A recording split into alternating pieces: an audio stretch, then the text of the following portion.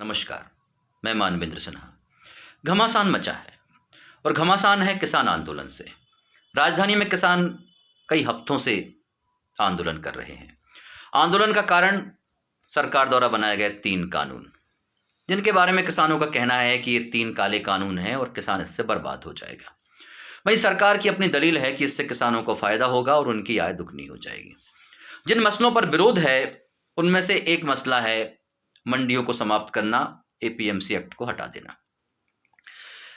ये भारत में पहली बार नहीं हो रहा है कि मंडियों को समाप्त करने के लिए एपीएमसी एक्ट को हटाया गया है।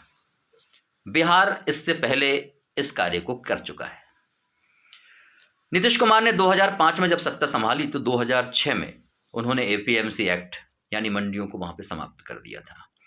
ये सोचकर समाप्त किया था कि वहां पे बिहार के जो किसान हैं उनकी दुर्दशा ठीक होगी, उनको लाभ होगा और उनको बहुत सारा फायदा होगा। पर ज़मीनी हकीकत के बारे में मैं आपको बताना चाहता हूं कि वहां पर एपीएमसी एक्ट हटाकर पैक्स की जो संस्था है जिसके माध्यम से वहां पर उपज खरीदी जाती है, आज 14 साल बाद भी किसानों की हालत में कोई भी सुधार नहीं है।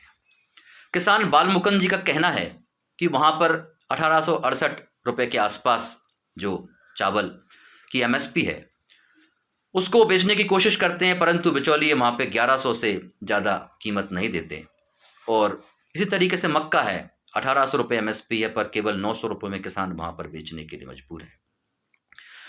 और जो बाहर के जो लोग हैं, जो एजेंसीज हैं, वो एजेंसी एमएसपी निर्धारित होने के बावजूद भी उनसे बहुत कम दामों पर उपज खरीद रही है। किसानों की हालत वहाँ पर बहुत ख़राब है। कुल मिला के अगर ऐसी स्थिति है एपीएमसी एक्ट को समाप्त करने के बावजूद भी बिहार में, तो एक मॉडल राज्य के रूप में वो उभर कर आया है। तो सरकार को ऐसी क्या जिद है? और जिद का कारण अगर किसानों की दृष्टि से हम देखें तो साफ साफ लगता है कि इससे उद्योगपतियों को और उन एजेंसियों को फायदा होगा जिससे वो अपना किसानों से उपज खरीदेंगे। तो मैं आपको ये फैक्ट के बारे में बता रहा था कि आपको कभी अगर ये लगता हो कि एपीएमसी एक्ट पहली बार यहाँ समाप्त होने की कगार पर है तो गलत है। बिहार में इससे पहले इसका प्रयोग किया जा चुका है, वो पूरी तरीके से फेल है। विदेशों में भी कई जगहों पर इस तरह के प्रयोग किए गए, पूरी तरीके से फेल हो गए हैं। तो कहीं ना कहीं किसानों की जो दलील है कि इसके माध्यम से किसानों को बहुत नुकसान होगा, सही प्रतीत होता है। आगामी बहुत सारी ऐसी बातें हैं जिनके बारे में बहुत सारे फैक्ट हैं जो मैं आपके सामने रखूंगा।